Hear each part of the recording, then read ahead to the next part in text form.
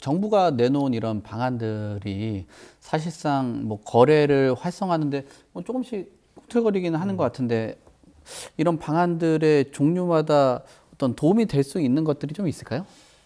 주로 이제 앞서 기자님께서 말씀 주셨던 거는 이제 금융 규제의 완화 네, 쪽으로 이제 말씀을 주셨던 걸로 이해가 돼서요. 금융 규제부터 말씀을 드리면 사실은 이제 DSR이 이제 최종적으로 하나 남았지 않습니까? 근데 정부에서 그 카드를 이제 만지작거리고 있기는 한데 그거를 쉽게 풀 수 있을지에 대해서는 앞서 이제 말씀 주셨던 거랑은 제 개인적인 견해는 조금 다르기는 한데요.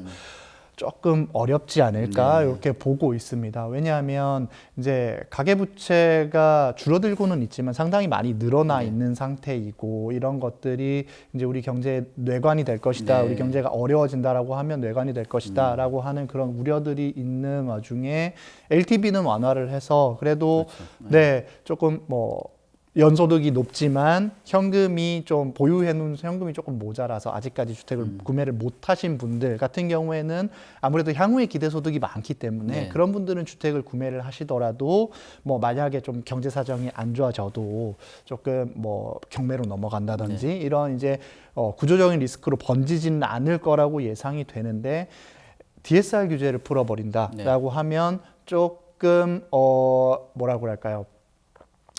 지불 가능 능력이 조금 부족한 그런 세대에서도 이제 주택 시장에 들어오게 되면 조금 구조적인 어려움 이런 것들이 가중되지 않을까 이런 이제 판단을 하고 계실 걸로 저는 판단이 돼요. 그래서 그런 부분들까지는 조금 더 시간을 두고 정부에서는 보고 있지 않을까 정도로 저는 판단이 되고요. 그리고 이제 지금까지 정부의 그런 뭐 작년 10월 달부터 시작해서 규제를 조금씩 해제를 좀 하고 있지 않습니까? 그래서 올해 1월까지 왔는데 제가 판단했을 때는 지난 정부의 규제는 무주택 서민분들만 주택 시장에 진입을 하셔서 매매를 하십시오. 그러니까 무주택자가 1주택이 되는 거는 허용. 그 외에 나머지는 다 불가였거든요.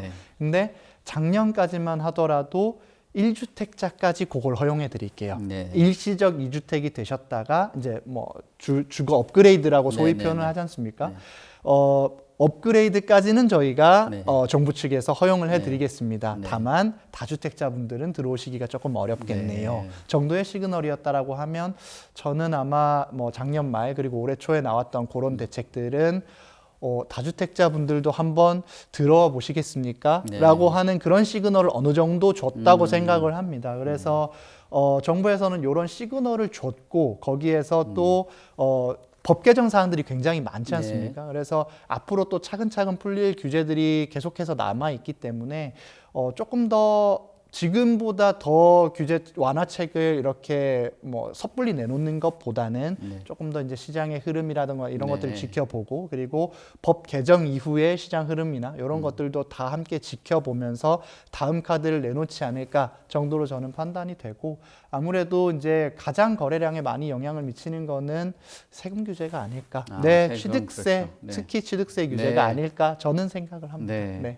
그러니까 아까 뭐 무주택자에서 1주택자로 좀 확대를 하고 다주택자로 확대를 해서 수요는 키워는 놨는데 역시나 그 처음에 진입하는 그 취득이라는 장벽이 담벼락처럼 너무 높아가지고 그 담벼락을 좀 낮춰줘야지 그래도 좀 넘어갈 수 있을 텐데 그 부분도 저도 사실 이 거래에 대한 부분 중에서도 이 취득세 부분은 조금 낮춰주면서 진출입이 좀 편한 게 좀 낫지 않나 라고 생각을 합니다. 그 거래 활성화에 도움은 역시 그 취득세라는 그 카드 요걸 한번 만져보고 있는 상황이라 좀 풀리지 않을까라고 생각을 해볼 수 있을 것 같습니다.